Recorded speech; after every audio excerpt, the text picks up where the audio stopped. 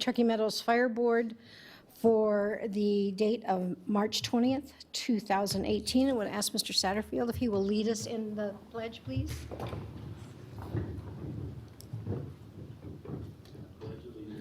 To the flag of the United States of America and to the republic for which it stands, one nation, under God, indivisible, with liberty and justice for all. For those of you who weren't here when they brought in the flag, you'll notice that we have the Truckee Meadows flag. Very cool. And before we start this meeting, I would like to ask if we could take a moment of silence for Tim Lusich, who lost his battle this last week. And so would everybody please join us in a moment of silence?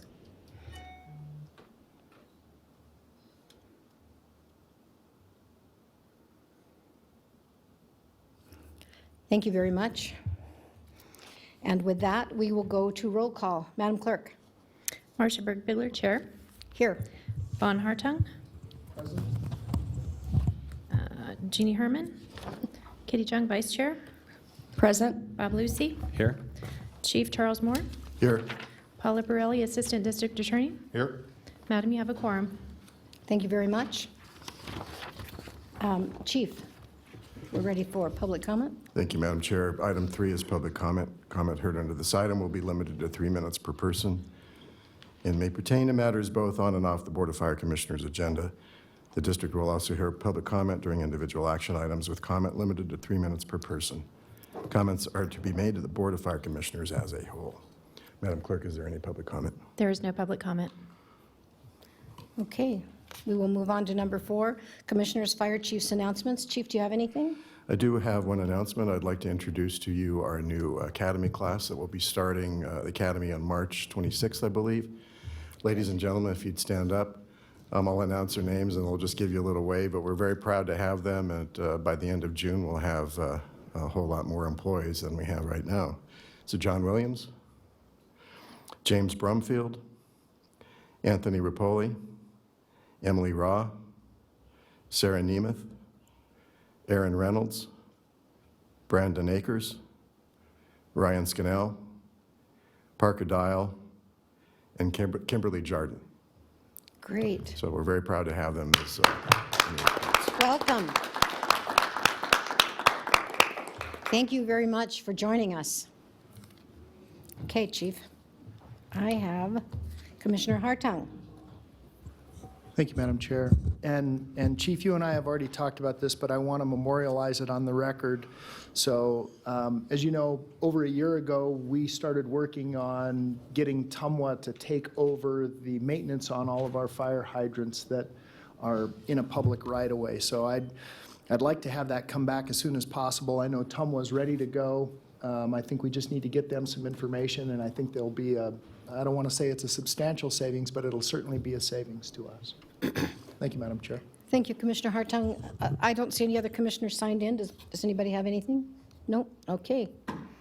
Good. We will move on to the consent agenda. Chief, Item 5 are consent agendas for possible action. anything you want changed, Chief, or are they all fine?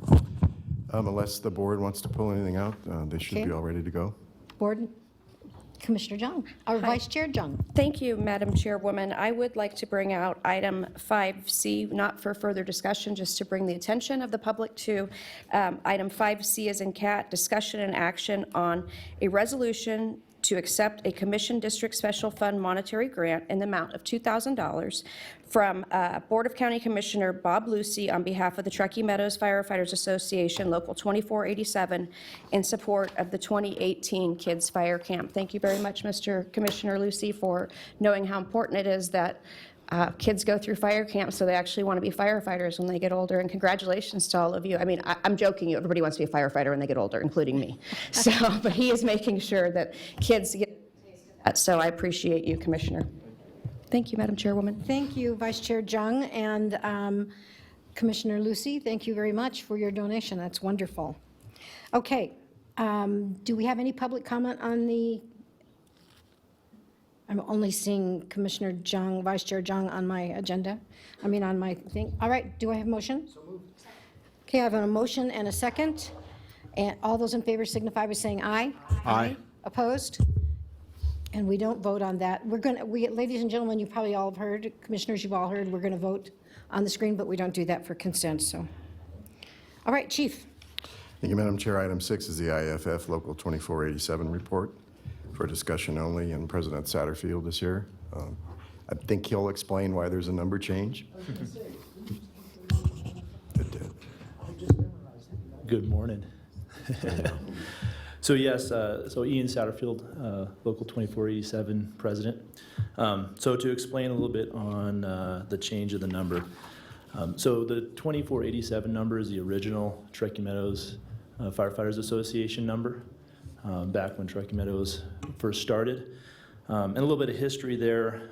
So the way the IAFF works is the actual number goes along with the agency.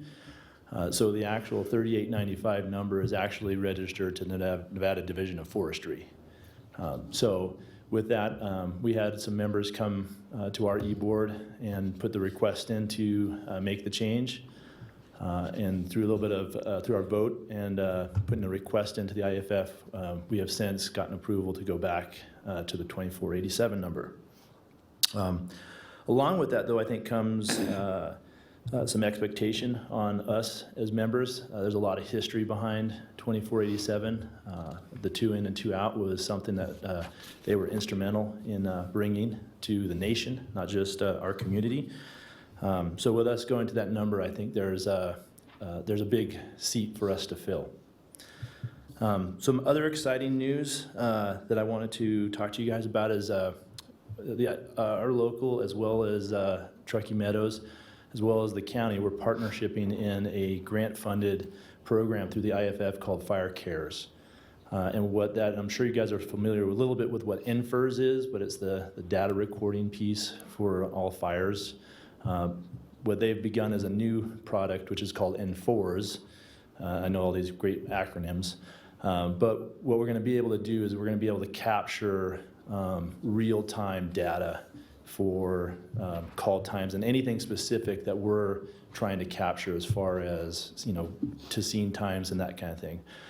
So we're really excited, and we couldn't do it without the help of IAFF through the grant fund. So it's a grant-funded program, so it doesn't cost us anything. We're one of a few hundred in the nation that are going to be part of this program. And hopefully, I think the idea is eventually we'll be switching over from NFIRS to N4s, I think was what the national goal is for that. The other key piece to this is it also has an exposure recording piece to the program. So for example, if my engine crew went to a fire, it'll already have that data in there because it'll be automatically updated from the CAD system.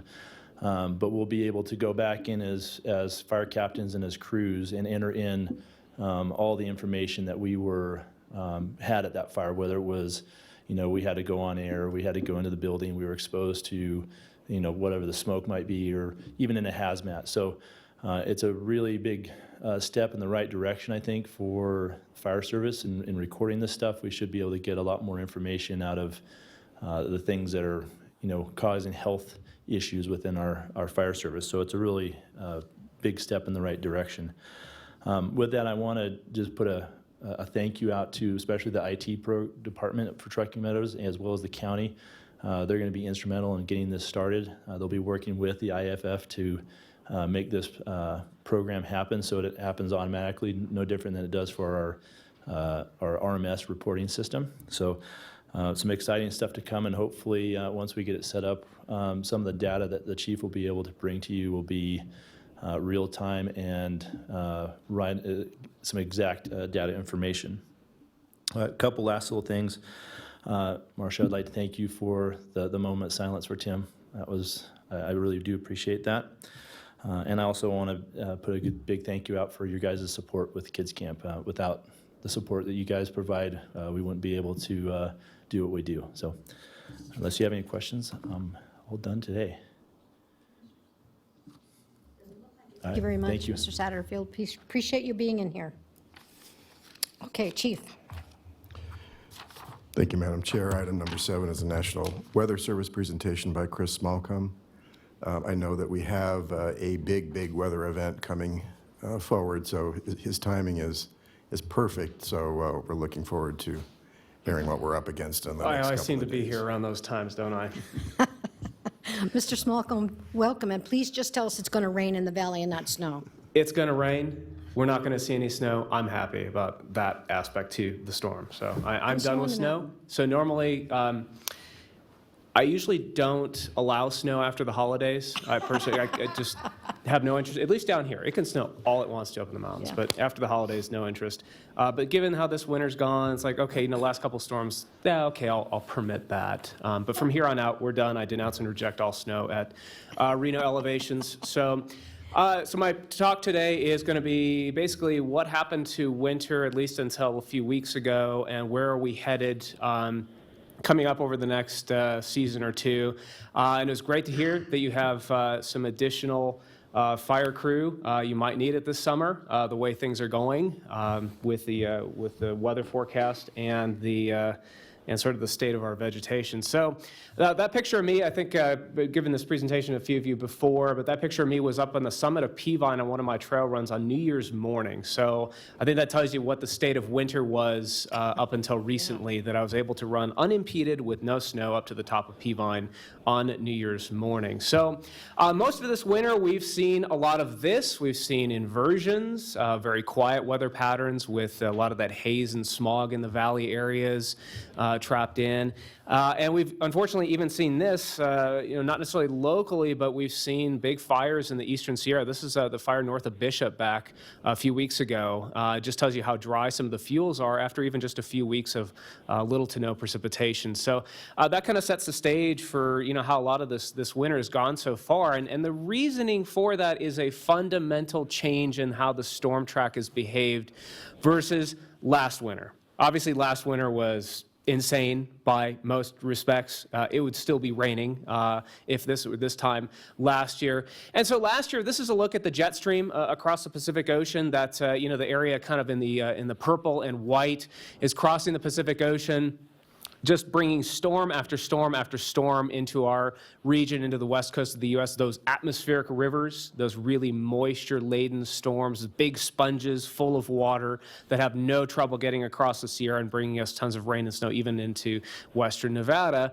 Now, this year, though, we had this big ridge of high pressure block all the storms and send them well north up into Alaska and British Columbia. So that was the general pattern for most of December, January, February, until we got to March. And so March, things have changed where now the storm track is pointed back toward us.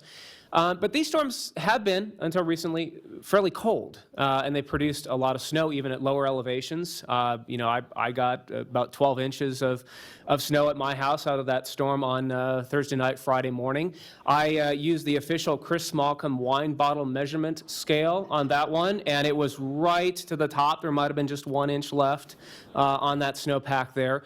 For our lighter slider events, I used the shot glass scale. That usually works for just 1 inch or 2 of snow there. But so we've seen these colder storms in March, and so that brings up the prospect, is this the miracle March? Is this turning it all around in terms of the snowpack? And there's some arguments that say yes, but a lot that say no. And the storm that's coming in tomorrow and Thursday, that's more like what this is. It's warmer, wetter storm, more rain, less snow, higher rain snow lines for the region. But it's definitely going to keep adding to the snowpack, certainly at higher elevations. And we're providing all of our regional public safety partners a briefing at 1 o'clock today, a webinar briefing on the latest on that storm, since there could be some flooding issues. That's the main concern. The ground is still very, very wet. I can attest to just around my house. Running on the trails, it's pretty muddy. So how is winter going so far? So this is the graph on the left-hand side is showing you our precipitation, that black line kind of accumulated since October 1st for the Truckee River Basin. This is basically Lake Tahoe, the headwaters of the Truckee River into the Truckee Meadows, compared to normal, which is that green line, so we're below normal. And then if you look at the min and max historical values there, you can see we're definitely below average in terms of precipitation, so this is rain plus snow, but we're not in like a super dire situation. One thing that's interesting, look how our winter started off very rapidly, that mid-November atmospheric river storm. Look at that big jump in the precipitation back then. If it weren't for that storm, we'd be even in a far worse scenario. The other issue is until, again, about 3 weeks ago, the winter was fairly mild. We had very warm storms. That's that graph on the right-hand side showing you that our temperatures through the end of February were in the top 10% looking back to 1895 in terms of warmth. So when you put your highs and lows and all that jazz together, pretty warm. So is this another March miracle for snow? And so all these dots here, the numbers themselves, it's kind of hard to read, but it doesn't really matter. You see lots of oranges there. And generally our snowpack in the headwaters of the Truckee River and around Reno, Tahoe, looking to be about anywhere from 50, 60 to 70% of normal, maybe some 80s here and there. But so below normal, but again, not, cripplingly below normal like we've seen in some of the big droughts, especially like 2014-15, when I was able to run on the Mount Rose Trail on January 1st as well. So there's a comparison there for some previous big droughts. So this is the snowpack. This is looking at snow water, just the snow, not the rain included in there. And you can kind of see how we were in some pretty sketchy territory, that we were in that red zone, sort of the red alert zone, up until about the early part of March with the snowpack. It was really, really low because when we did have storms, they were pretty warm. They didn't drop a lot of snow. They had more rain. But the storms in March have been colder, so that has really upped the snowpack now into more of okay, it's below normal, but it's not like catastrophically below normal. So we have had that sudden uptick in snowfall this March, which some people compare to a miracle March, which was back in 1991. We had a really dry winter, and then boom, March was really wet, really cold, and so we rebounded. So we're kind of on that trajectory, but I think at this point it's unlikely we're going to see a full recovery in the snowpack, but we're on a good trajectory, a sudden shift upward. And this kind of reminded me, and you can thank one of my coworkers for this, this kind of reminded me of what happened over the weekend with the Nevada game. Things were kind of not going so well for a while, and then boom, right there at the very end, it went in a positive direction there. So that's sort of the way things are looking for March. So what about the rest of spring into summer in terms of the weather outlook? Yeah, that answers your question there. You're probably better off consulting the 8-ball, the roll of the dice, or even the Farmer's Almanac, dare I say, with what's coming. Honestly, my attitude towards weather forecasts is anything beyond about 3 to 4 weeks is more or less a joke. There's no reliable techniques to be able to predict months in advance, at least in our part of the world. So we basically have to look at what's out the window, kind of use a common sense approach to what we think is going to occur over the next coming months. So a couple things that are pertinent to this group. Number one is water supply, but also flows down the Truckee River. Since I know, especially in the spring, we have a lot of water rescues, a lot of people out in the water, especially when it's flowing pretty good. So when are we going to see those peak flows? And so this graph, a little bit hard to interpret, but bottom line is that we're looking at about early to mid-May is when the water flows on the Truckee coming through Reno and Sparks will peak. Now, they're probably going to peak at a below average state. Right now, we're running at about 500 cubic feet per second, just for reference, looking out the river. Odds are we'll peak probably around 1,100, 1,200 cubic feet per second based on just the snow melt that's coming off of the mountains. So that's kind of what we're looking at there. And when you integrate all of that together in terms of water supply outlook, we're looking at about 90% of normal total water flow April, May, June, and July coming down the Truckee River. So that's pretty good. If anything, that's kind of the winter we probably needed after the crazy wet winter we saw last year. The environment, the ground, is still recovering from last winter. It is still very wet. So can you imagine the situation we'd have, the North Valleys as an example, if we had an above average winter this year? We'd be in a far worse situation. So in a way, I think at this point we're kind of fortunate that we've had the winter we've had, but we're still in a good shape. 90% of normal, hey, that's not too bad. Now, fire outlook, this is where I think we do have some big concerns for this coming year, is based on past history. What you're going to see here is the number of acres burned in western Nevada and the Sierra. That's basically our area of responsibility, our forecast area of responsibility, compared to winter precipitation in that dark green, spring precipitation, and then summer precipitation over since 2002. Here's the answer here. All right, so you notice the big bumps in the wildland fire season usually follow, whether it be a year or sometimes 2 years, from a heavy, wet precipitation winter, and it usually has to happen during a dry summer. So you look at 2007 was a big spike in acres burned. That was a year after a big winter and also a particularly dry summer. You look at 2012 as another big spike. That was about 2 years after 2010 into 2011, also a fairly dry summer there. And then there's last year. where we had one of the biggest rainfall anomalies in recent decades, and then we ended up with one of the hottest summers on record. So sort of the perfect storm for big fire acreage burned, especially in the lower elevations. Now, what does that mean for this year? There is compelling evidence, especially now that we've had a fairly wet March, that we could be looking at another very busy fire season in the wildland again this season. There's good research that shows that it's often year plus 2 that has the biggest acreage burn in the Great Basin following a big atmospheric river winter like last year. So I will end with the freakout chart. So what I've done here is adapted our 7-day freakout chart to seasons. Again, not using the weather forecast, because the weather forecast, anything could happen between now and the end of summer. But just simple, what's out the window. So now flooding from snowmelt itself, just snowmelt. I think at this point we don't have to worry about that like we did last year. You know, last year we were looking at triple the amount of snowpack up in the mountains, so yeah, it was probably, we're gonna have some flooding issues. But this year we're at 60, 70, 80%, so odds are we're probably not gonna have to face that issue unless we end up with a anomalously snowy April. Now, flooding from atmospheric rivers, though, is still a heightened concern this month and next month. Again, the ground is very wet still, especially after the snow we've had. So that's why we're kind of raising a little bit of an alert level on this storm coming in Wednesday, Thursday, because we could get upwards of an inch or so of rain around the Reno-Sparks area with this storm, and that's going to cause some runoff issues around the region. We'll have to keep an eye on. Probably the biggest impacts are going to be further south down toward Bridgeport, Mammoth, and Bishop. They're going to get a lot of water down there. So now, last thing, of course, is the wildland fire freakout. We did raise this to red because we are now seeing a very wet March, which is probably going to regenerate a lot of the grassy fuels in the wildland this spring and summer, plus all the carryover vegetation from last year. So we got all that combined. Now, it will depend on how wet a summer we have. If we end up, for some reason, having a wet, kind of thunderstormy, flash floody summer, that could mitigate the fire risk some, but even a little bit of lightning could send our acres burned pretty high. So I think at this point, that's probably our biggest concern between flooding and fire is fire going into the late spring and summer. So that is the end of my briefing. Appreciate your attention. Thank you for the invitation, and I'll take any questions. Questions? I see none on my board. Thank you very much. Okay, well, thank you again. Have a good day. Thanks very much. Appreciate it. Chief?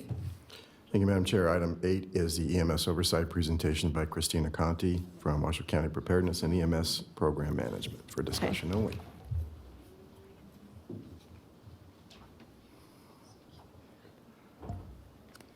Good morning. Good morning. It's a little rough to follow Chris, Chief, so maybe next time we can switch that around. Good morning. My name is Christina Conti. I'm with the Washoe County Health District. I'm the EMS Oversight Program Manager. I also am the manager for preparedness for the Health District. So just a quick overview of our program since I haven't been here for a year to give you a refresher. The oversight program, there are 2 of us that are full-time. So myself, Brittany Dayton, who's the EMS coordinator. We have a part-time statistician that's absolutely phenomenal. And then we have 2 specialists, support specialists that give us some time to the program. Jackie Lawson's 50% with our program, 50% with preparedness, doing healthcare preparedness. And then Dawn Spinola is the advisory board support person. So you created our program in August of 2014 through the interlocal agreement. It changed from the system in Washoe County regionally looking from a compliance perspective into a performance perspective with the creation of our program.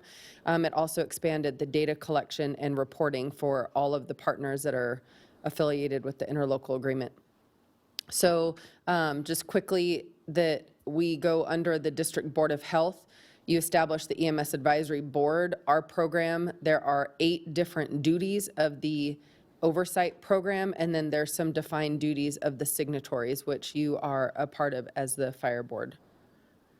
The EMS Advisory Board, it's comprised of the 3 jurisdictional managers, the district health officer, and then an emergency room physician, as well as a hospital continuous quality improvement representative.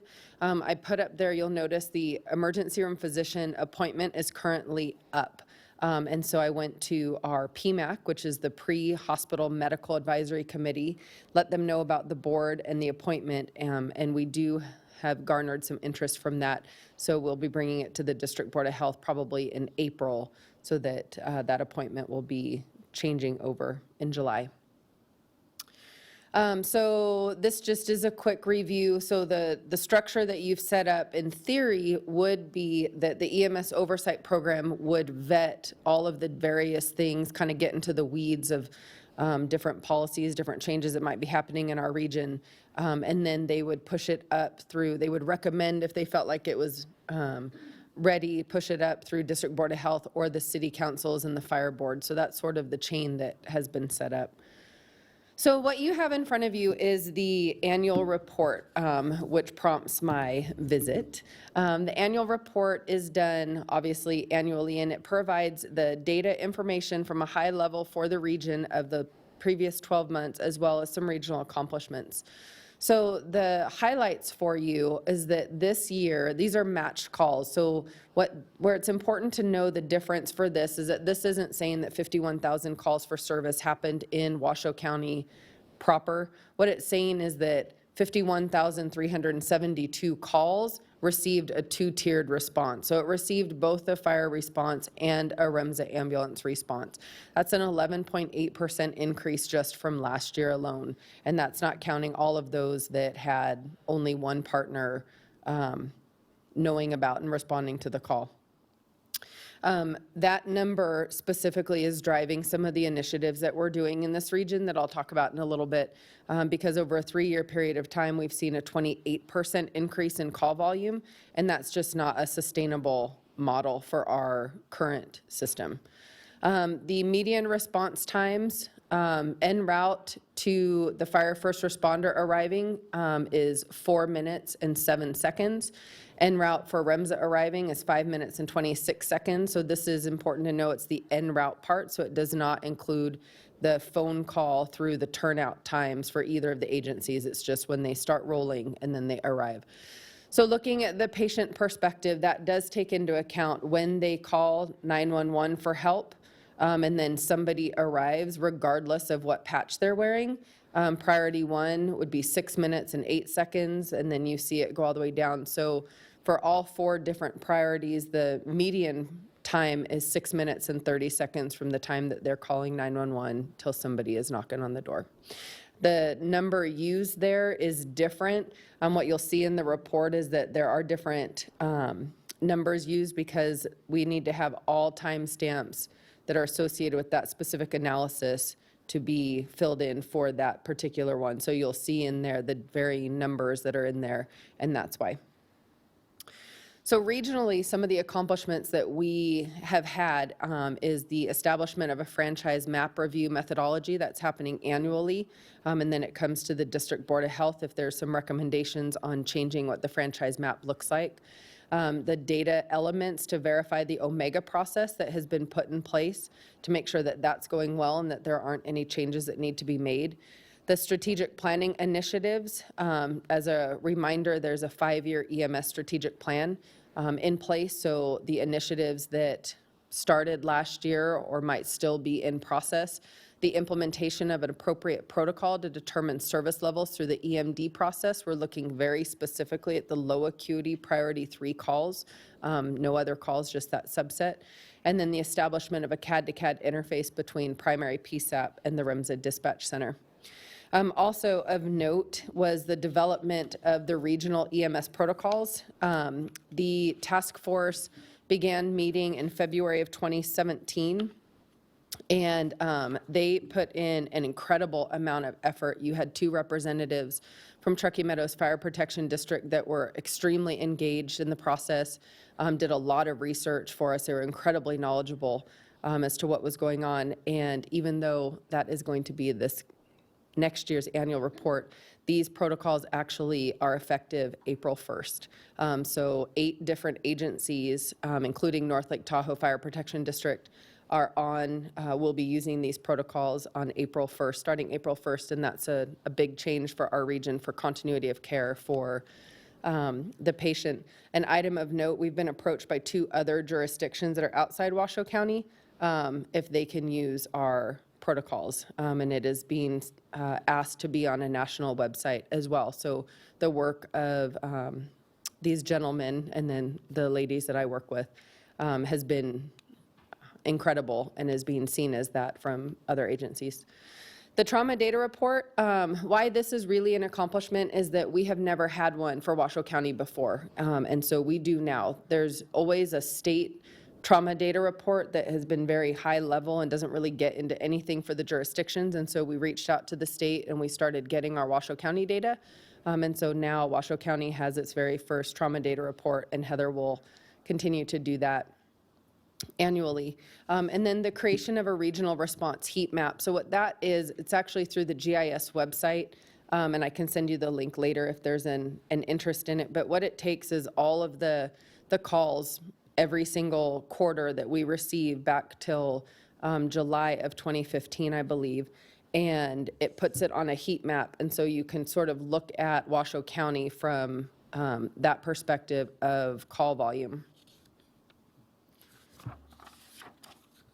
In your report, what you're going to see is the partner accomplishment. So we reach out to all the partners of the interlocal agreement, and then those that are impacted by it, and we say, hey, would you like to put in what you believe that your accomplishments are for the last fiscal year, looking specifically at EMS. So it's not going to talk about any of the advancements that have been made on the fire side. It's only the EMS side. We simply copy and paste that right in. So what you are seeing is the agency's identified accomplishments. Just updating you on what we're working on right now. The current projects for the EMS strategic plan, continuing with the EMD determination for level of service for the low acuity priority 3 calls and the CAD to CAD interface.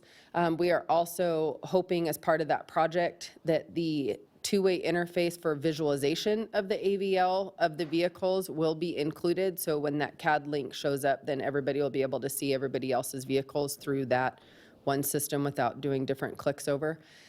We are also going to begin the process of establishing sort of a QI with the EMS system. This is something that PMAC is very interested in doing. So what would happen is that any interesting calls, learning opportunities, whatever, would be pushed through the medical director as a learning opportunity and a discussion point with the other medical directors, and it would be well after the calls and void of all information. It would just be opportunities to learn and maybe look at changes in the regional protocols themselves.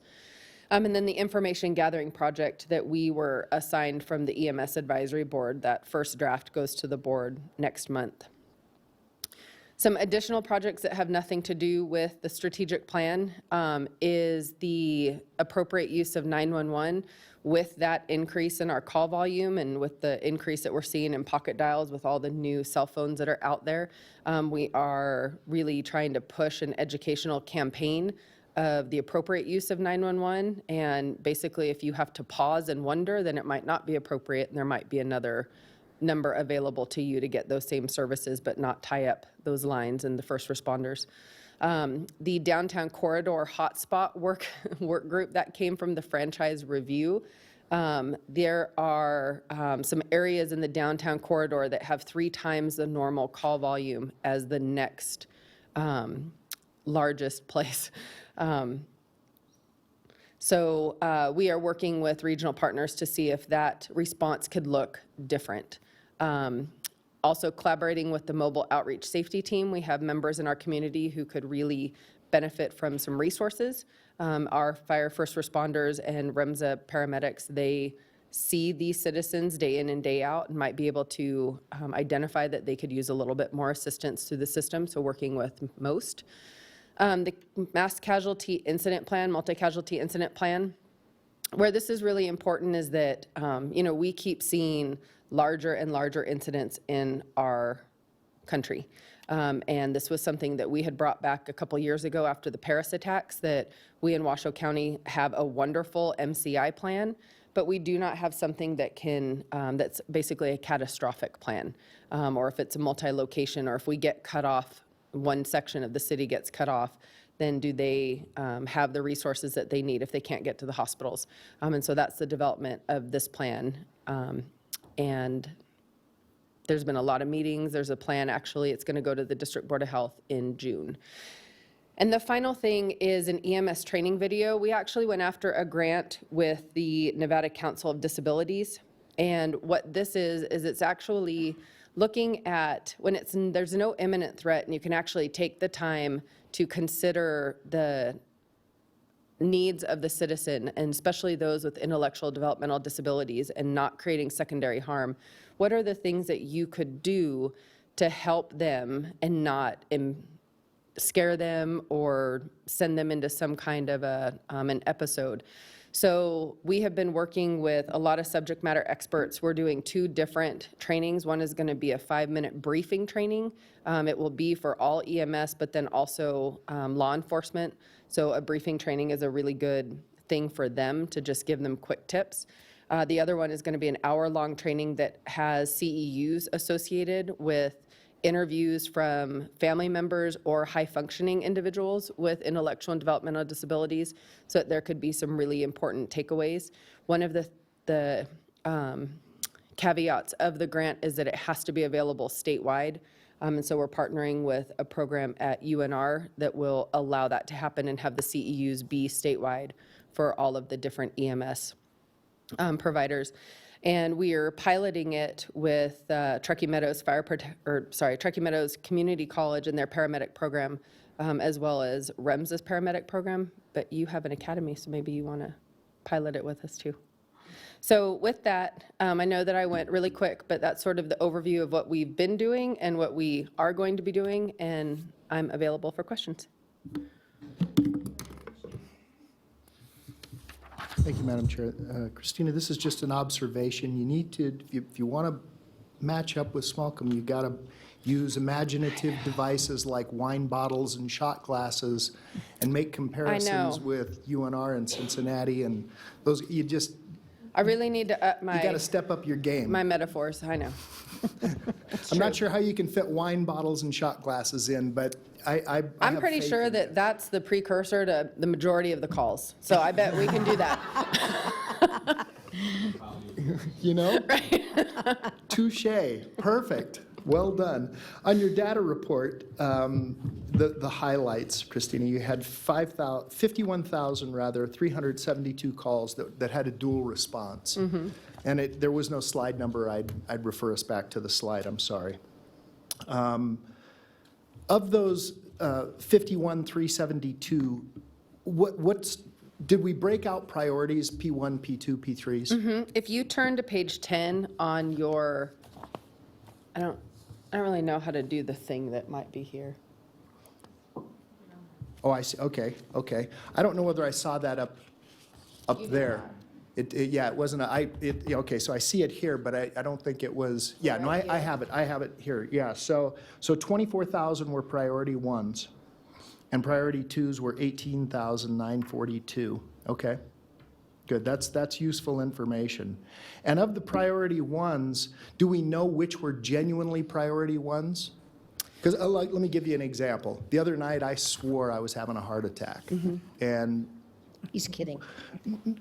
my chest hurt, it just, it was because of what I ate. It's truly not a joke. It was, it was a wonderful meal. I'm not complaining about it. I was willing to suffer the consequence, but what's the genuine number of people that are really priority ones, that are actually in need of Right. I see where you're immediate going with that. care? There is, without an actual chart review to include the hospital part of it, there wouldn't be a way to really delineate that out, because if you had called 911 and they went through the EMD process, then you would have been categorized as a potential cardiac patient. Everybody would have shown up and they would have treated you as such. And With then some if you were Alka-Seltzer, which is what I did. right. So it wouldn't have been until the chart review part to see that it ended up being a meal that Right. was, so from a purely data perspective, there is no way unless we did the determinant codes, Okay. which we could do, but even then, that's simply based on the citizen provided information and not when the provider gets on scene and starts actually doing that ALS level of care Right. to know if it was necessary or not. Okay, So this is from the citizens and where they came out through the EMD process. okay. This is great information. And do we have any idea in terms of dual response, what we actually sent? And maybe, Chief, this is, and I know that this is tough because all agencies are different, but I guess what my goal would be, or the thought of my goal would be, is to try to send the proper response. Do we really need 2 engines and an ambulance? Right. Or So- can 1 engine and an ambulance? And you mentioned, we jested earlier about alcohol-related stuff, but I can tell you, and I've told this story before, my wife witnessed a day when a person fell off a bar stool at one of the casinos, and the response was massive. Right. The determination, obviously, is an agency preference and policy. There are regional projects going in place right now for the low acuity priority 3 calls to determine, do we need both? Right. For example, if there's a physician on scene, if there's any medical providers on scene to the urgent cares, does everybody need to go? To skilled nursing facilities, does everyone need to go? So there are places being looked at and there are call types being looked at, but they are the very lower level acuity where we can assure that, you know, if something were to change, the appropriate people would be there. Past that, that becomes an agency decision. And I guess what I'm trying to get at here, and I'll just leave it at this, is my belief is that more rescues in the system are better than sending an engine every time. I mean, I get the fact that we can respond quicker than REMSA in many cases. I get that, and I don't have a problem with that. But I guess, you know, how much resource do you apply each time? And that's the key for me. And I love this. This is data driven. Well done, Commissioner Jung, on driving stuff on that side. It is as our representative on the health board, you know, our response has to be data driven. It has to be, and how we deal with this stuff. You can't go, well, I think. No, the numbers have to tell you. So well done. Thank you. Thank you, Madam Chair. Thank you, Commissioner Hartung. Vice Chair Jung. Thank you, Ms. Conti. I have a couple of questions. When you said that we had an increase in call volume over the past year, that was alarming. Have you in any way correlated that with growth? I have not. Can you ask your statistician to look at that for us? I know it's more than the growth, but, and then what is best practice to say at a certain point of a population? Does that increase come up because of it? You know, where are we missing the data point there, if we are? Okay. And then the trauma data report, does that include opioid calls? How do you define trauma? I mean, is it like, It is a broad, it's a statutory definition, and it's Right. quite broad. We were involved in the opioid task force, was a year and a half ago, and Heather has stayed on to do some data for it. Okay. So if the opioids were not a part of trauma, because I don't believe that they are, I can ask her to do a separate one or to provide what it is that she's done already. that would be great. For you. I don't know if the commissioners are aware of this. I was appointed by the governor to serve on the Attorney General's working group on opioids. And one of the biggest missing data pieces, which we need to start talking about as a county, is Clark takes care of their data from their medical examiner, right? They have an appointed medical examiner who's actually a doctor. The other counties besides Washoe, their sheriff or their designee is the coroner. And I wouldn't want to be calling death on anything. I don't know what, and these people certainly don't know how to do that. And the reason why they won't send us their bodies for a complete autopsy, which is great for data collection, it's about $3,000 a piece that we charge. So it's a money-saving exercise, but it is also a way that we are not generating or getting real data of the opioid epidemic in the rurals, which is usually where it hits the hardest. I can't remember if it was Esmeralda County or Mineral County at this report. I'm sorry, I don't have my notes with me right now, but it said there was more prescriptions of opioids than there were people in that county. Yet we hear nothing about their overdoses, nothing about how much they need to be revived, because it's a cost-saving measure. And we will never understand what our crisis is in this state until we get all of that data. So I'm saying we should tell them we're not going to charge them the $3,000. And I know do we have money for that? No. One day we might, right, Mr. Crater? But that is a way that we would also help with Operation Downtown, are people migrating into here because it's the easier place to score once you can no longer go to a pain doctor, et cetera, et cetera. So that's why I'm asking that. So if you could ask Ms. Kerwin if she could tease that out, or if it's not there, why, and where else does it lie? Because we have another data collection point that could be verifying or questioning whatever data we are bringing in through the ME's office. And then in terms of your EMS oversight and trying to fix the dispatch situation, have we reached out to the service deliverers, the men and women on the ground who are running around in circles or not? Have we ever consulted? I'm not trying to fix a dispatch. What No. What project are we talking about? Well, well, the AVL, et cetera. Oh, but okay. I just think in general, have we done a good focus group of the agencies, of the people that actually deliver the service and aren't involved in the weeds or the political infighting, and go, Right. well, how would you see it, you professionals? What is missing here? Mm-hmm. What is, rather than us doing it up here? Have we tried that, and could you take that back to your board to see if they would do it? I can take it back and see if they'd like us to do that. Our task right now was simply looking at the software and the technology side, and so we Right. did sit down and had several different meetings, but they were all focused on that part. Okay. Is this even something that we Would work. could Yeah. do? Yeah. Right. So if that isn't in your wheelhouse, if you could find whose it is, or if the chief could find out whose it is, I think that'd be the most important people we talk to, are the people that are delivering the services, rather than the very bright people like you who can learn anything. It's still not the same as the mechanics is down there, and Right. as you know, being in the weeds. So wherever that belongs, I think we should have more input from the service providers rather than less, and then telling them. It's kind of like when we got a new phone system. It was very obvious that the engineers here picked the phone system because it didn't work. But they understood everything, right? They understood all the funny things. That was actually the city of Reno. That's an old joke.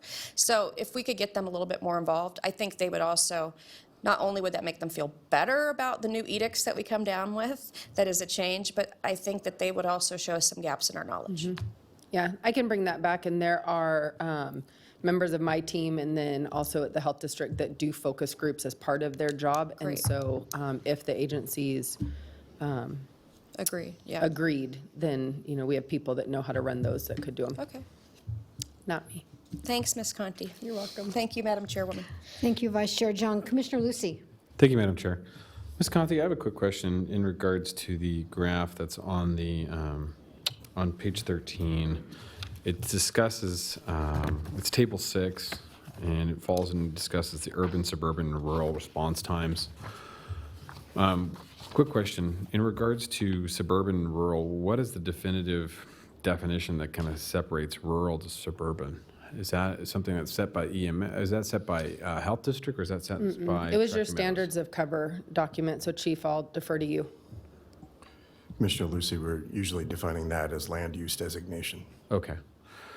And then I guess my question is to you, is when you calculated all of these, you stated that there was only, it's like, for example, I'm looking at the urban currently, 672 calls were used, but only 489, but we didn't use all of the calls, or I'm kind of confused here in regards to if they Are you met. looking right here?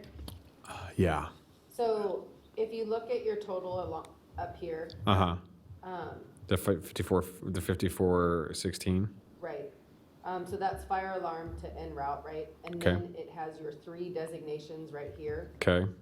So that splits out, that would be, and I'd have to find out from Heather because the timestamps have to all, and then it was the REMS of priority 1 and 2 only, but the timestamps have to all be there.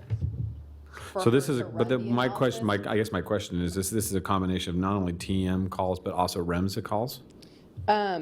These are the Truckee Meadows. I would need to verify with her, but I believe that these are the Truckee Meadows calls themselves. Themselves. And then, because when it is sent to us, it has that designation of urban, suburban, rural. We don't Right, and so apply my, that. I guess my confusion is just right in the graph right below it. It says TMFPD performance relative to standards of cover, standards tier 1, REMSA priority 1 and 2. So they're not REMSA calls, they're just TM calls. Correct. Okay. So where the priority 1 and 2 calls comes in is that regional partners have said that, that is where they're going It lights just and falls on sirens. those maps. Okay. Correct. That's a clarification. So these are just TM calls. So 64% of TM calls met the standard of the 8 minutes or less in the fiscal year 17, based upon this graph.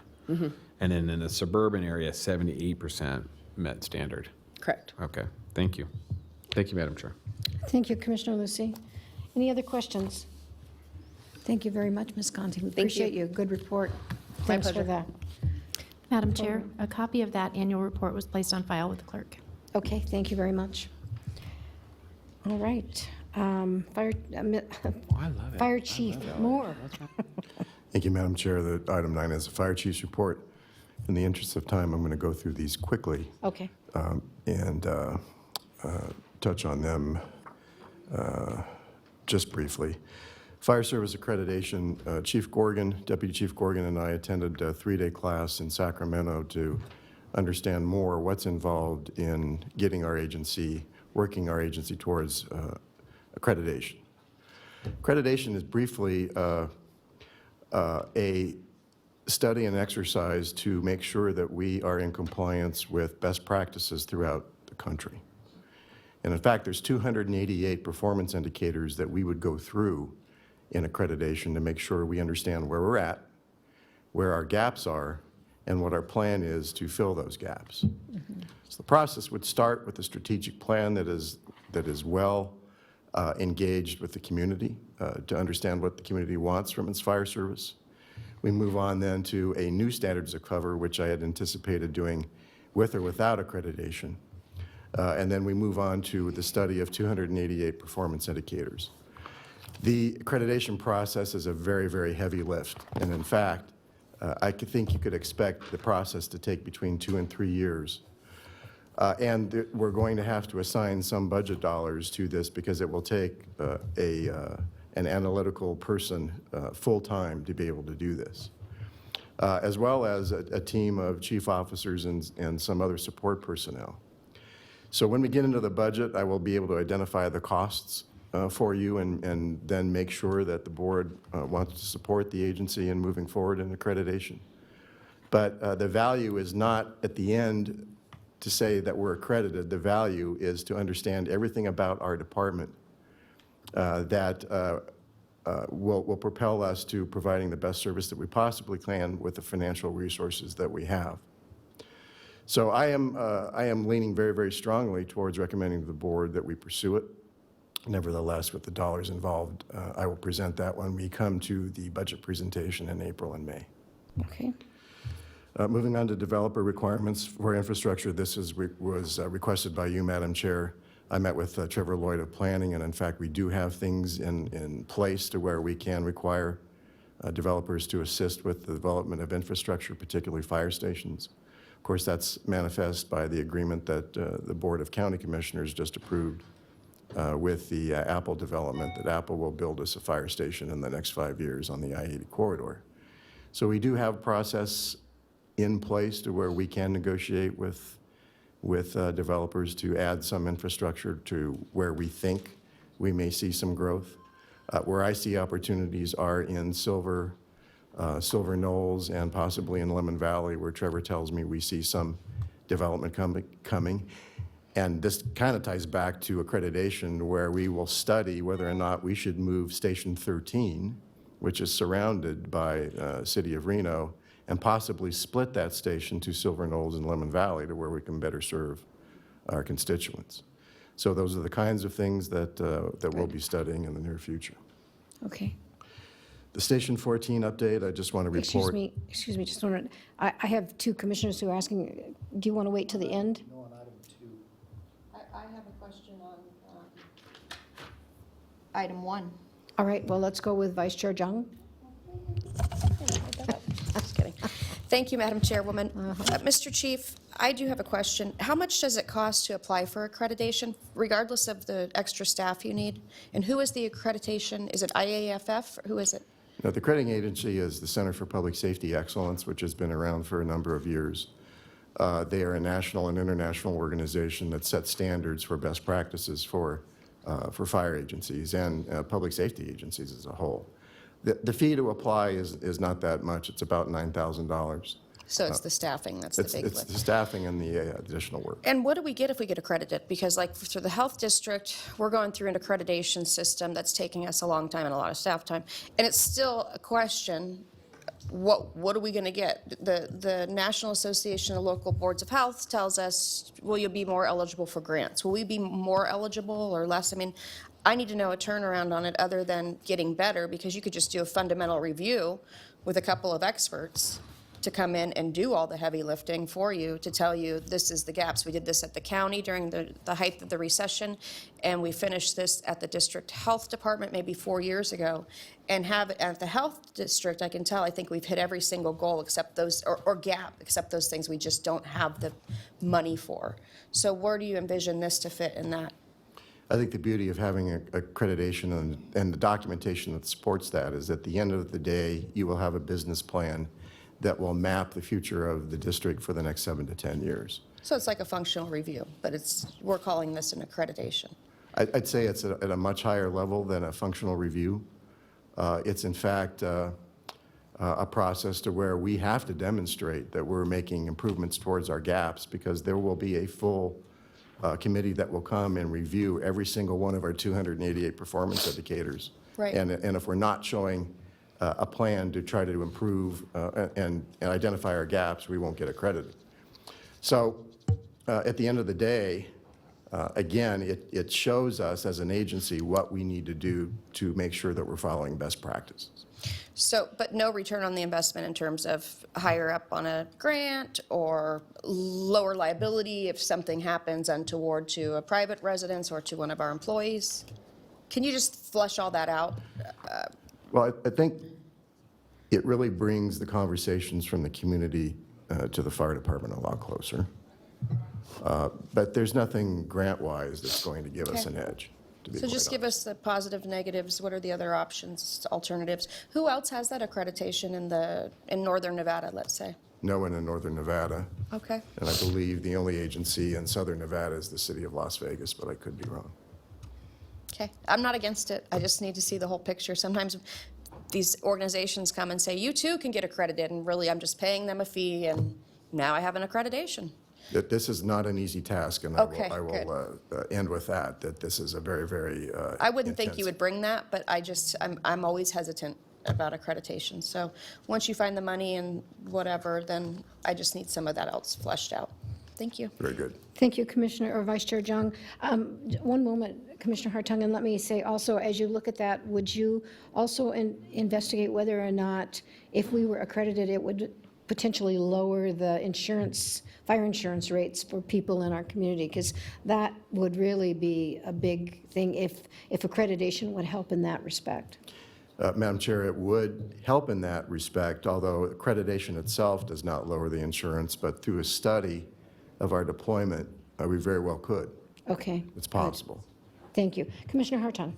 Thank you, Madam Chair. And Chief, when we're talking about imposed requirements for infrastructure on new developments, one of the issues that we have right now for our board is we don't have mechanisms like PUDs. And so when you don't have a handbook, it's very difficult to require certain kinds of pieces of infrastructure. So it's going to really go back to us changing the structure, and some of that will be achieved at regional. So as we do the regional update, where we get some equity, I think that's when we can talk about having some form, because right now, the only way that we have to deal with a PUD, we don't have a PUD per se. To my knowledge, it's a specific plan. And it can be a long and arduous process for a developer, and so many of them choose not to do that. So it becomes a little more difficult to impose and request pieces of infrastructure. So there's some changes that have to occur in our developmental code and the way we approach it. Thank you. Thank you. Okay, Chief. Thank you, Madam Chair. I'll move on to Station 14 update. I'm only dealing here with the status of the new building, and down the agenda on item 12, we'll deal with the sale of the old property. Station 14 is expected to be ready the first week of May. We're way ahead of schedule and on budget, I'm happy to report. So we expect to receive our certificate of occupancy very, very soon. It will take about 30 days to move in equipment and furniture and just get ready to operate out of it. So I expect certainly by early June that we'll be functional. And my event planner wife has already been talking to me about a grand opening. So I'm sure we'll have a very good event once it becomes functional. Good. Fields management and defensible space requested by Commissioner Hartung. We had discussed whether or not the fire district can actually enter private property and do fields management projects. In the past we have, but under grant criteria. But in some conversations with risk management and our insurance carrier, they did not anticipate the fire district actually doing fields management projects specifically on private property. So before we would ever be able to do that, we would have to have conversations with our insurance carrier to talk about additional coverages for that. But we really don't have the staff capacity to be able to do this on a large scale. So as the board knows, we've done the green waste program where people bring their green waste to us. And that's about as best as we can do right now until we look in the future for a fuels management officer and perhaps a summer fuels crew. We might be able to branch out into that area in the years ahead. But for right now, it's very, very difficult for us to be able to do those projects on individual lots. Okay. On AVL and response considerations, I want to circle back to Christina Conti's presentation, and that the AVL, automatic vehicle locators, location dispatch is, in my opinion, the single most important thing that we can do as agencies who have compassion and care about human life, because we just simply cannot continue to exist and provide service to citizens where we have emergency responders just a few feet away and they're not dispatched. I'm happy to report we'll have a meeting with all parties this afternoon at 4 o'clock. I believe the city wants to launch AVL for its own agency first so that it can study and work out the bugs on AVL. They do have the servers that have Tiburon CAD software on them, so I think that's probably a good strategy. But as you know, I've taken this AVL topic out to the press and to the public. I've talked to a number of civic groups, and the single most common question I get is, well, why don't you just consolidate fire? And so I know that the city's interested in that. They have been for quite a while, but I thought it would be beneficial for you to just really understand from a financial perspective, let alone all the other impediments along the way for that, of just really what's involved. So I've studied just very, very briefly on a very cursory financial level of what it would take financially for the district, TMFPD, to get to 4-person staff. And the number comes up as about $6.7 million for the additional staff. If you were to add the city of Reno, who has 2 stations with only a crew of 2, there's an additional cost in that.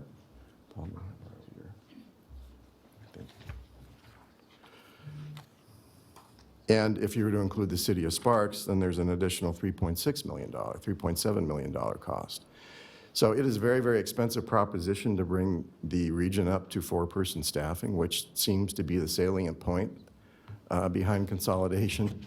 There are a lot of other issues behind that, but nevertheless, I want to make the point that if the district had $6.7 million, which you don't, what opportunities would you have to spend that $6.7 million on other projects? Well, that actually equates to being able to staff 5 other stations, 5 additional stations. So you could staff the I-80 corridor station. You could put a rescue at Station 15 and Station 17. You could potentially put a career station in Palomino Valley. You could potentially split the existing Station 13 and move one to Silver Knolls and one to Lemon Valley, and lots of variations in that theme. So I think it's very, very important that if conversations are made about consolidation, that you understand what your choices are. I think our relationship with 2487, we have an extraordinary relationship, a collaborative relationship with our union and with the board and management, all 3 of us, that we can work through these problems long-term and try to improve our fire service, but we're not stuck in any particular staffing model. In fact, I might say that maybe the city of Reno ought to look at our staffing model and be able to get its stations up full-time. But nevertheless, that's obviously a very, very difficult conversation to have.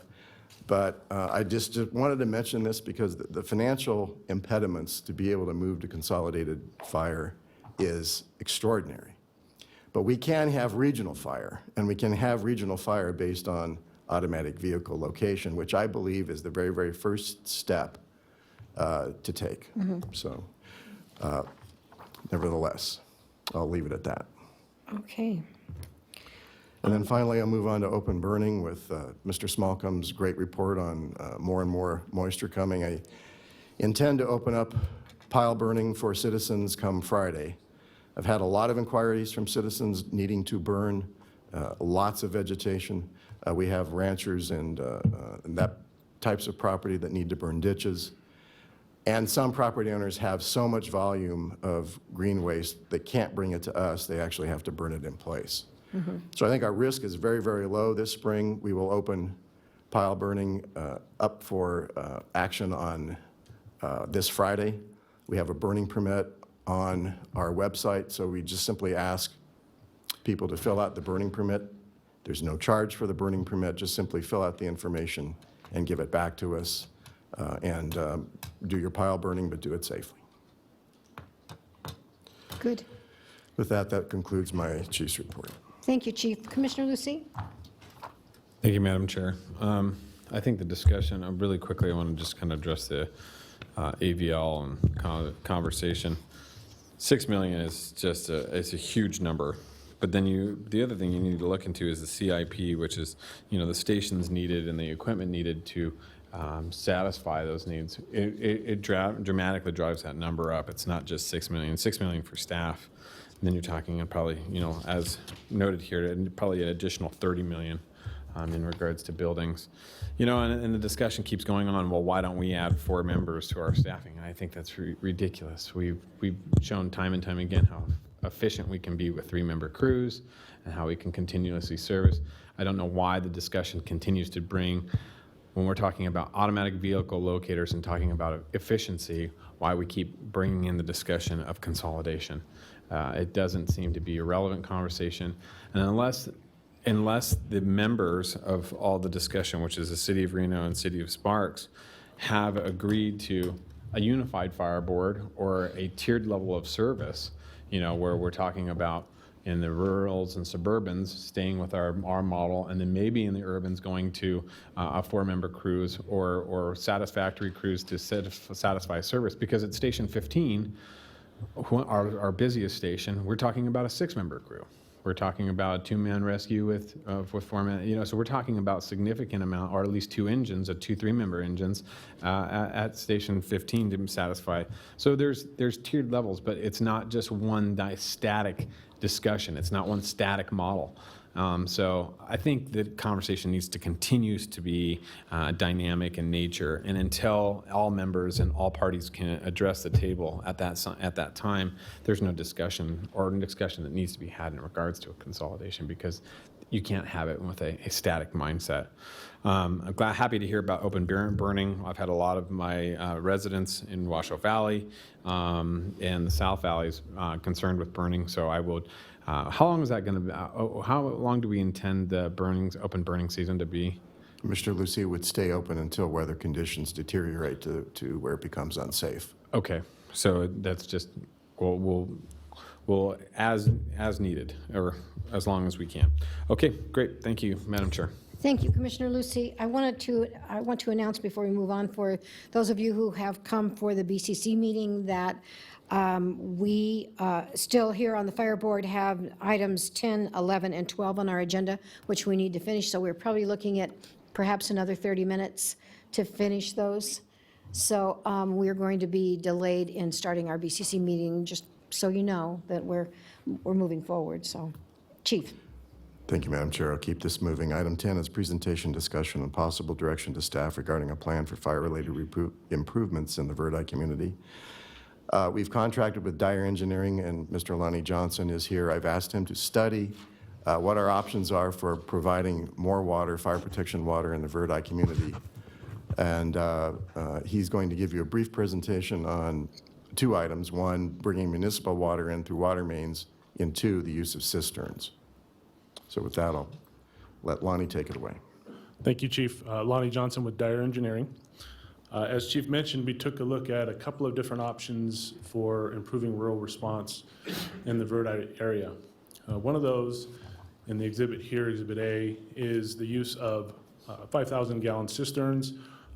Those cisterns would be potentially just for initial response so that the crews could have a water supply immediately while they set up other methods if more water were required. In order to cover the area in green is the response area for Truckee Meadows Fire. We've spaced these cisterns approximately 2,000 feet apart, which would require, actually provide about a 1,000-foot hose length between. And this is a very conceptual layout. If we were to go into an actual design and locating exercise, those locations would most likely be adjusted into more specific areas. But generally speaking, we just wanted to look at where would these go, how many would we need, and what are the potential costs associated with getting these cisterns. These would be underground tanks, and approximately we required about $15,000 per tank, and that includes design as well as installation and materials of those tanks. The other piece is going to be construction management and testing during installation of those tanks, as well as the design efforts. Overall, we're looking at a magnitude of about a $600,000 estimate, just conceptually, for this option out in Verdi. If we could.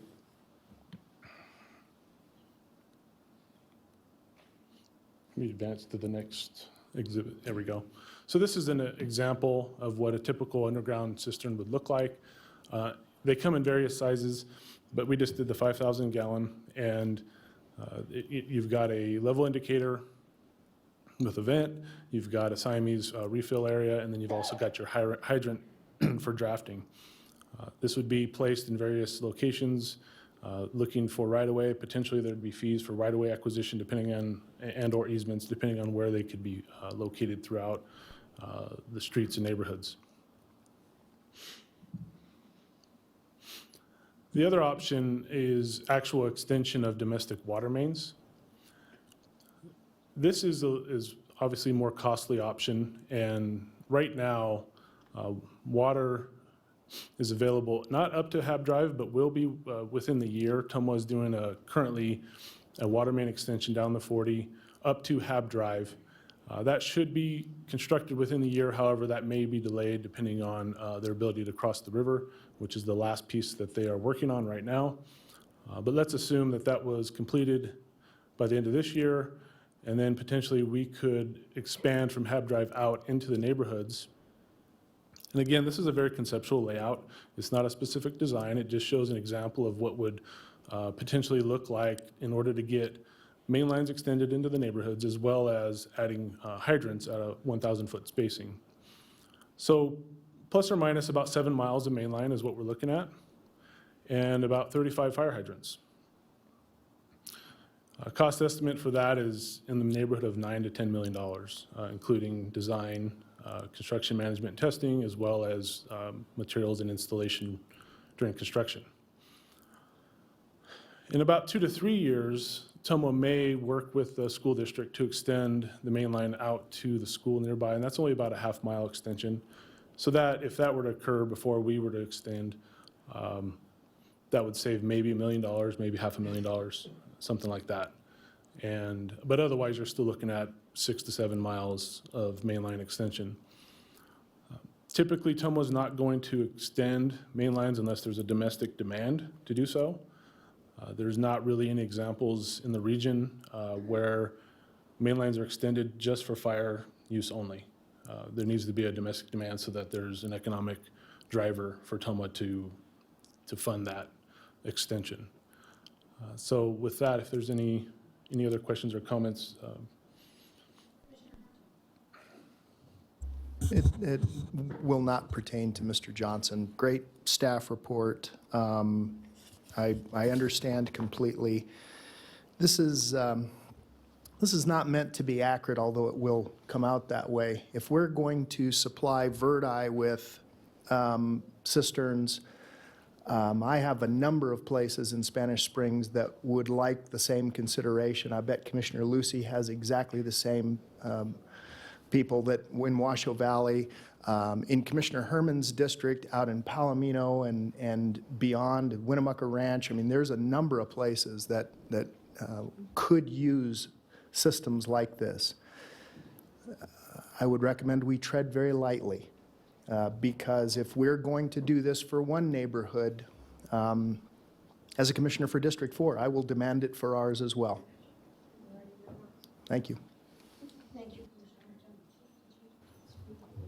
Want to add something? Thank you, Madam Chair. I just wanted to add that the spacing of the cisterns would give us approximately 14,000 gallons available on the initial response while we assemble our fleet of water tenders. So we're trying to buy ourselves some time. 14,000 gallons of water is significant. If you were to apply that to the fire that occurred on August 16th, would still argue that the home would have been destroyed because of the fire involvement on arrival. I know those facts are in dispute by a number of people, but nevertheless, Chief Brown's report and eyewitnesses corroborate the fact that the home was 40% involved in fire. So with or without a fire hydrant in front of the home, there still would have been significant damage. So I like the cistern idea. I don't necessarily would not recommend to this board that the district fund that. I think that that could be a special assessment district if the community wanted to see this improvement because by and large, they do need water. The second thing that the community needs is to do fuels management, and it needs to get started on that right away. So in the dashboard is a plan to begin to offer to citizens some help with fuels reduction. There are sagebrush plants there that are 8 feet tall in Verdi. They've been there for 30 years. And I'm telling you that if a fire moves through on a windy day in the Verdi community, cisterns or no cisterns, mutual aid or no mutual aid, the fire is going to get ahead of us. And I don't care what resources you bring to bear on that kind of a fire, there's going to be substantial damage. So we're not talking just about water, we're also talking about other strategies, particularly fuels management is the other big one. But I do want to commend Lonnie for his work on this, and I just want to mention to the board that it is not just water, that there are other issues that need to be addressed. Thank you, Chief, and thank you very much for the report. Very interesting and incredibly high numbers. So thank you very much. We appreciate you being here. Thank you. And do we have any public comment on this issue? No, Madam Chair. Okay, thank you.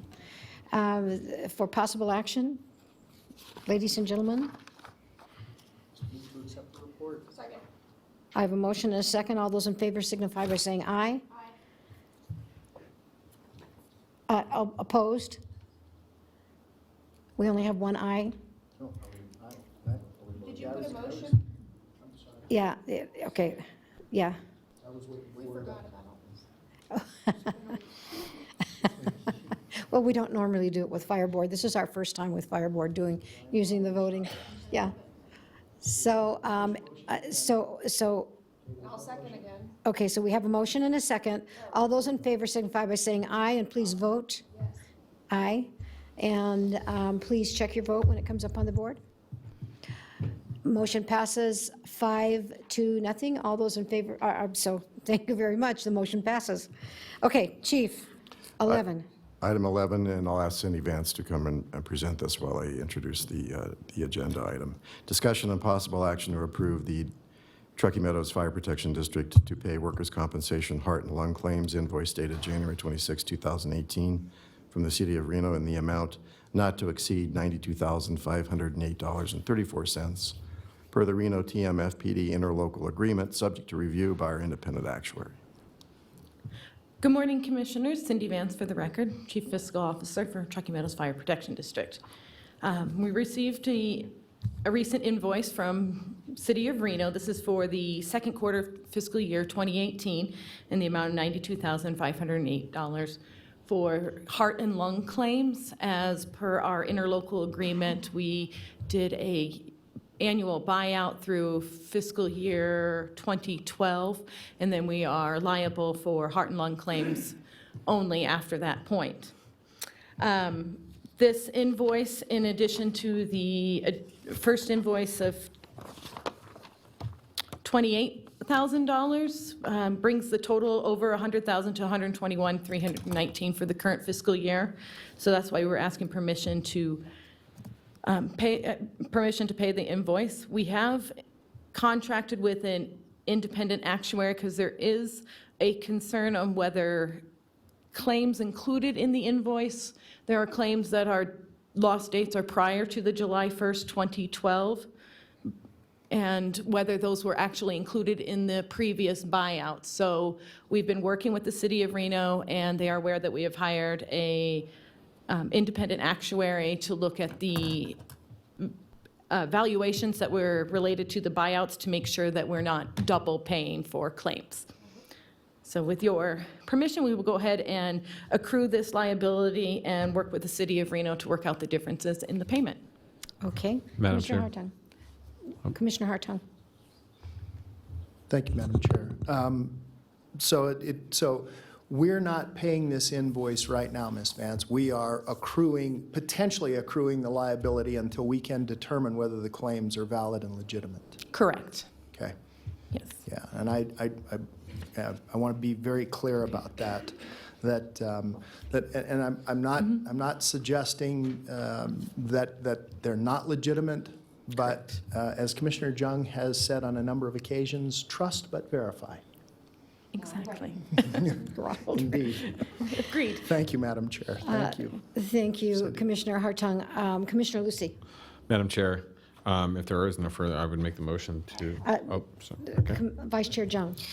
When will we be out of this interlocal agreement? And can you go back over why we did it? Was it our liability we still had when we took over and set up our own fire station? And is this forever that we have to argue with each other whether we've been double paying? Or is there an end of sight or plan to carry our own?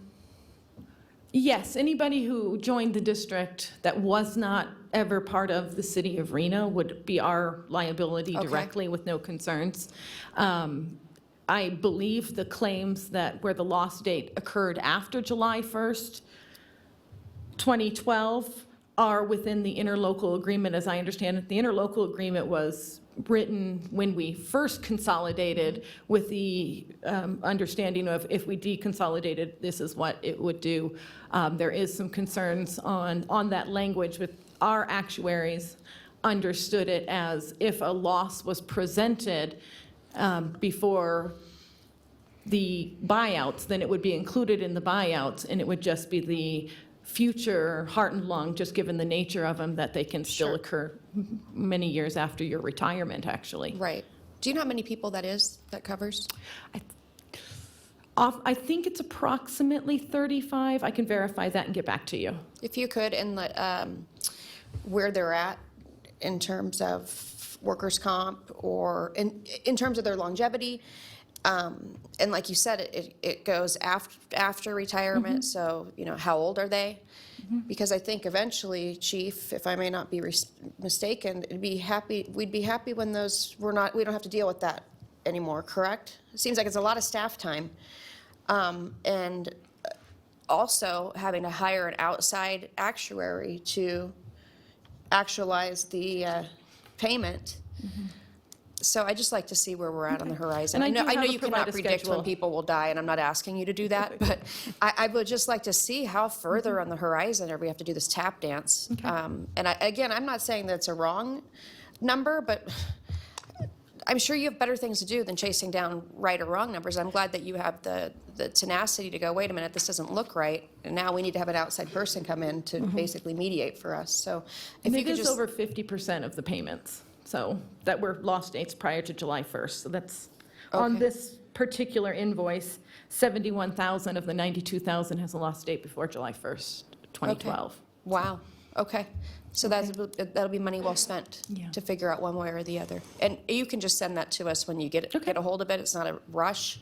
And I don't think it needs to come back to this board as an official item, but just kind of sketch it out for us. Okay. Thank you, Madam Chairwoman. Thank you, Vice Chair Jung. Commissioner Hartung, did you have something else? Yes, just one last thing. Can we, Ms. Vance, stop referring to the departure from an agreement as a deconsolidation? Sorry. It is a Yes. non-renewal of a contract. That's, Thank you, Commissioner Hartung. thank you. Appreciate that. Okay, Commissioner Lucy, wait a minute. Is there any public comment? Okay. Commissioner Lucy. Madam Chair, I would make a motion to move forward and direct the district to pay the workers' compensation heart and lung claims. Okay, we have a motion and a second. Commissioner Hartung, I still have you on the board. Okay, all right. We have a motion and a second. We have no public comment. All those in favor signify by saying aye, and please vote. Aye. Aye. Please cast your vote when it comes up on the screen. Waiting.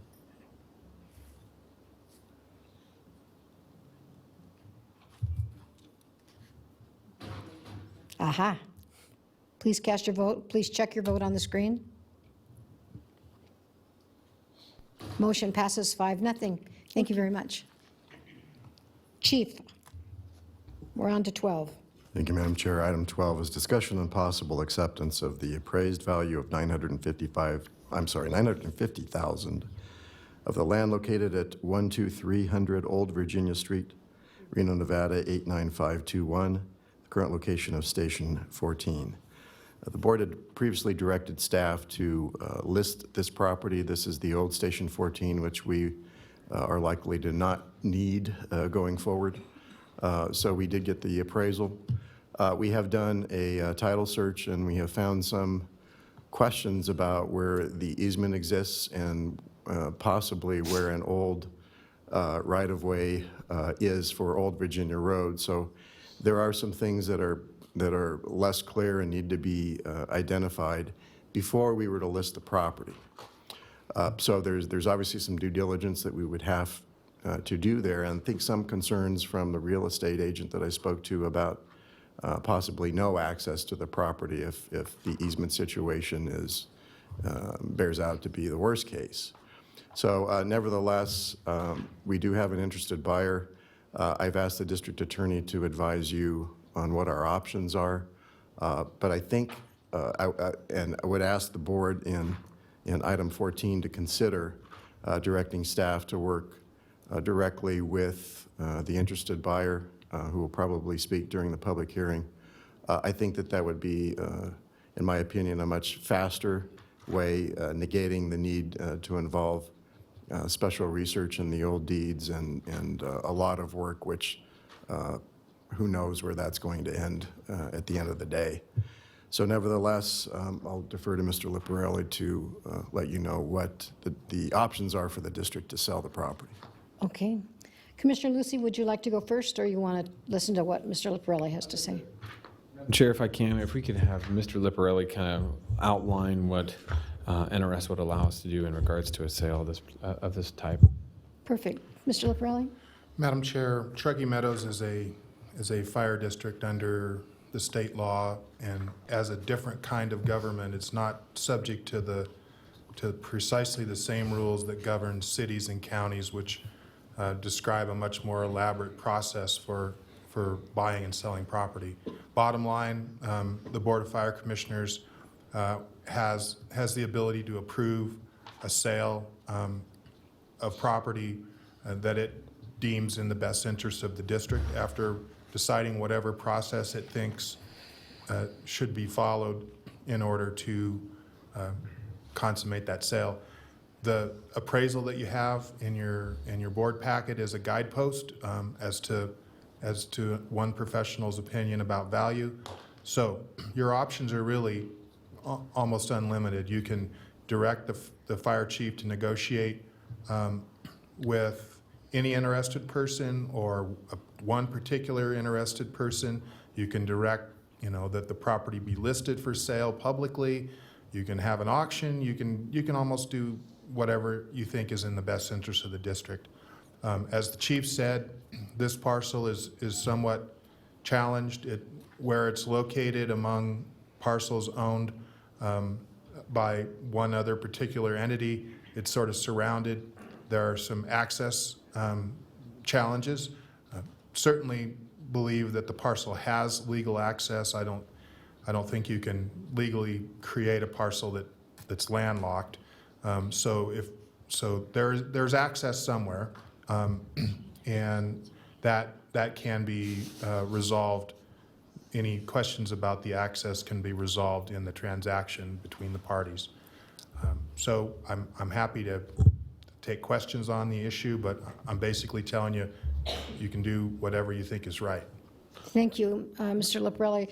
Commissioner Lucy. Thank you, Madam Chair. Madam Chair, as you know, Station 14 lies right in the heart of District 2. It's a station I've been well aware of since I've been obviously on this commission and then obviously as a resident down there for many, many years. With my experience in real estate, this piece of property has been a suitable piece for us and satisfied the needs of the fire department for many years. But from a retail standpoint and a commercial standpoint, it is a challenge piece. It sits far back off of old Virginia, off of the old 395 and Virginia Road. It does not adequately have a lot of frontage to it. And it is surrounded by, as Chief outlined, by one owner significantly around the property. I think we've got a very valid piece of a very valid property appraisal done by Mr. Wren in his, and I've read through it thoroughly, and I agree with a lot of his approaches to his valuation of the property. I think at this time, based upon the valuation that we received, and I think it was a perfect exercise for this board to go through to truly understand what we had as an asset in this current market. I think what we need to do now is, based upon the assessment, is direct staff and to go back and have Chief discuss with any future with our potential buyers that are out there, and obviously we have one that is a very interested individual to take a look at that and have a serious discussion, because I think with where we're at with the building of Station 14, we need to move forward. It would be beneficial for us to kind of wipe our hands and move forward and move on as a district, and allow everything to benefit. And obviously the individual who is the interested buyer for this piece of land will help. It'll help bring sales tax and property tax because of their improvements to the area as well. And so all in all, I think this, and if we were to put this out on an open market, you have to think currently in the open market, you were going to pay a listing agent 3 to 4% of any sale price, which could be anywhere from $30,000 to $40,000 that the county will take right off the top. The fire district will take right off the top of any sale. So and now that we publicly listed the appraisal for $950, you'll be hard pressed to find any buyer that will spend more than $950 for it on the open market. So if you have an interested buyer that is willing to pay at least that $950 price, I think it would be in our best interest, in the fire district's best interest, to commit to that sale and move forward with negotiations with that individual based upon the appraisal. Thank you, Madam Chair. Thank you, Commissioner Lucy. Commissioner Hartung. Thank you, Madam Chair. Chief, prior to having all of the information, what kind of offers did we have? Weren't they in the $600-ish thousand range for the parcel? Commissioner Hartung, I don't recall any written offer. Verbals. But verbals, perhaps around the $600,000 range is Yeah. what I recall a couple of Yeah, years. so Commissioner Lucy has spent an immense amount of time on this. I think he's done a great job. I think getting someone to step up without having to list the property, to go through the dance of selling a property and you know the whole process. There's nothing easy about it. It's time consuming and it's going to, I don't think we're factoring in, if we do have to list it, the amount of staff time that it's going to require as well. So I'm fully supportive of this. I think it's a great offer. I think Commissioner Lucy has done a great job handling it. And I'm fully supportive, so that's really all I have. Thank you, Commissioner Hartung. Mr. Ken Crater, I believe, as listed as wanting to speak on this issue. Good morning, Mr. Crater. Madam Good morning. Chair, before Mr. Hold on Crater gets just one started, moment. are you in the public comment section of the We public are in hearing public yet? comment section. Th- Yes, you- I'm sorry. yeah, this We is went a- to public comment, and Mr. Ken Crater is speaking in public comment on this. Thank you. For the record, my name is Ken Crater. And first, I want to thank the Washoe County Commission and especially Chief Moore for all their work regarding Station 14, both the disposition of the property and also what's going to be a fabulous new station with far better coverage and service to county residents. So again, thank you for that. I'm here today representing Matt Caradanis and the partners that own the Southtown Crossing Shopping Center. Basically, they've developed about 50 acres in this area with one of the nicest shopping centers in town and would very much like to purchase this parcel. And I just want to say a few things about the Caradanis family, just to give you a little better idea who they are. They love this community. They were born here, they raised their kids here, and they also do great things for the community. A couple examples, at their own cost, at no requirement by any government agency, they built a free right-hand turn lane from DeMonte Ranch Parkway into Old Virginia Road to relieve traffic congestion in the area. They added dual left turn lanes from Old Virginia Road southbound on DeMonte Ranch Parkway.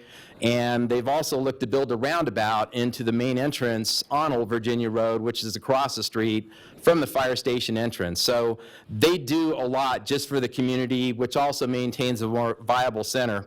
And I have to say this too, after Chris Malcolm, the right turn and left turn lane would store about 300 to 350 wine bottles. So I think that's important to add. They've also supported small business. If you look at Positively Pets, they allowed 2 young women to start a new business, which has become very successful. They gave them very favorable lease terms to allow them to move forward. They're now in their second term of the lease. And obviously, a healthy and stress-free pet means less shot glasses and less calls into the EMS. So, but they do care about this community. They're a willing buyer. And as has been stated, without having to pay sales commissions, no due diligence, the Caradanis family has the money, and they could literally close this thing in 2 weeks and save all that staff time. Anybody that buys a property is probably going to want at least 3 to 4 months due diligence, and it is going to cost a lot of staff time. So they've made it well known of their desire to purchase the property in full transparency. And I've been before the commission several times on this issue and in support of the new Station 14. And we hope that you concur that it makes sense to allow the chief to work with the Caradanis family to expeditiously arrive at a valid sale price for the property. Thank you very much. We'll bring this back to the board. And Commissioner, or Vice Chair John? Thank you, Madam Chairwoman. I have a question, Mr. Crater. Sorry. This is your exercise day. So, to get this straight, the Caradanis family already owns all of their surrounding land there at this shopping center, correct? Yes, that's correct. In fact, they even got the Nevada Department of Transportation to relinquish right-of-way along the off-ramp So now they essentially own land around 360 degrees around the property. Great, that's great. And they are in unincorporated county or city of Reno proper? It's within the city of Reno, and in fact, it would require the annexation of the fire station property in order to develop it. It's within the city's sphere of influence. I see. Okay, thank you very much. You're welcome. Mr. Liparelli? Madam Chair, I wanted to add to what I said earlier in response to the chief's prompt to give you a sort of a sketch of the legal process. This item on your agenda today is for the acceptance of the appraisal. There isn't room in that agenda title to approve a process. However, I don't think anything would stop Mr. Crater's client from presenting an offer on its own. It's a private entity. It can present offers anytime it wants to. And so it could assemble an offer and present it to the county or to the district. And then by the time of the next fire board meeting in April, there could be an agenda item written to give the board the opportunity to entertain the offer. So Okay. I'm urging you to consider accepting the appraisal, which your agenda says, and let the other processes work. Okay, thank you, Mr. Liparelli. So, Commissioner Lucy, would you like to change the verbiage of your, okay? Madam Chair, if I may, at this time, I would like, based upon the agenda item, to accept the appraisal of the 12300 Old Virginia Road, also known as Station 14, as submitted in our agenda. Okay, I have a motion and a second. We've done public comment. Commissioner Hartung, did you have something else? Okay. All those in favor signify by saying aye. Aye. Please cast your vote, and please affirm your vote on the screen.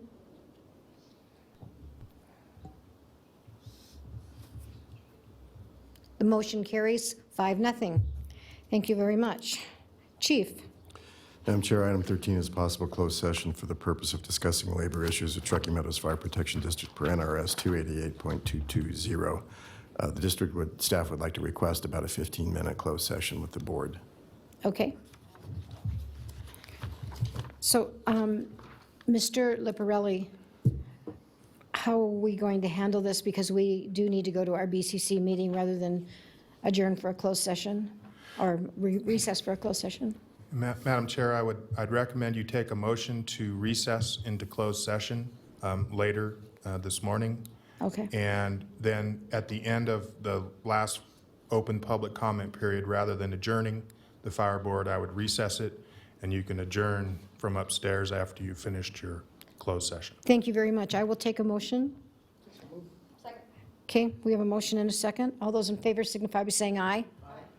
Okay, and so we have the motion, for those of you who didn't catch that, will be that we will recess later and move to a closed session for purposes of discussing labor issues. And so all those in favor signify by saying aye. Aye. We did that twice. Okay, so it's passed twice. Are we going up on the board on this one? Okay. So please cast your vote. Oops. It went away. Okay, that was good. Please affirm your vote on the screen, and the motion passes 5-0. So we are moving on. Chief? Item 14 is Commissioners, Fire Chiefs announcements, requests for information, topics for future agendas, and statements relating to items not on the agenda. Madam Chair, I have nothing to. You have nothing? Commissioner Lucy? Madam Chair, based on discussion from our DA, what I would do is ask for an item on the next agenda for the fire district to discuss a potential sale, and at that time, if an offer is presented to the chief or the fire district in regards to the sale of Station 14, that be brought back to for the recommendation of this board. Thank you. Commissioner Lucy, do you have that, Chief? I do. Okay. All right, thank you. Any other comments, questions? Okay, so I see none, so we will close that and go to our final public comment, Chief. Item 15 is public comment. Madam Clerk, is there any public comment? Yes, I have Mr. Sam Dene.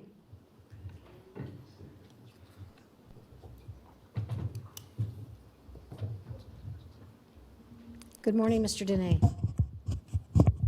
Good morning. Sam, Dene, that's me, the heart and soul, the body and mind of Reno government. I'm not much of a boxer, Well, I'm a pretty good boxer, but I'm not much of a dancer, basketball player, gamer. But when it comes to castigating and overseeing government, there is nobody, I mean nobody, any better. Nobody any better. And I've been doing it for 25 years. I have the tenacity and the capability of doing it. And I've been on the battlefields all of these years philanthropically. I do everything from my heart. I don't get paid for any of this. She knows it, and they know it. At any rate, we had the fire board operation here, and I'm responsible for 92% of the good things about Reno. Air Force Academy graduate, used to fly fighters and bombers. I got fairly decent background in gravitas, but so we're on the fire board thing here right now, and I just want to briefly mention that I was the driving force that saved the Nevada Air National Guard. They would not be in Reno if it was not for me. They would be gone. They wanted to get fighter planes. I ordered Washington to give them cargo planes that were somewhat useful to our community. And now the Air National Guard is here. But more importantly, just as importantly, I told them to get firefighting C-130s. It took them 10 years, but finally they got the firefighting C-130s so they can go out and fight the fires, and nobody ever talks about that. I've seen a couple of billboards, but I'm responsible for that. I had to fight up at these podiums to convince people to do it, to get those things. Anyway, so that's the firefighting operation. We got this deal about this Wild Creek, moving Hug High School to Wild Creek Golf Course.